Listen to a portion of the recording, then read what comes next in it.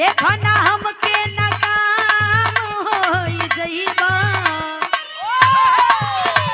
ए कातिल नजरिया से देखो ना हमके नाकाम होई जइबा ए राजा जान के चक्कर में ए राजा जान के चक्कर में बदनाम होई जइबा राजा जान के चक्कर में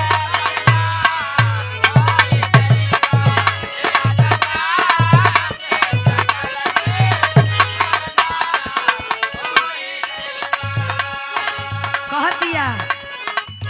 जब ज्यादा लोग परेशान हो जाला तो का करेला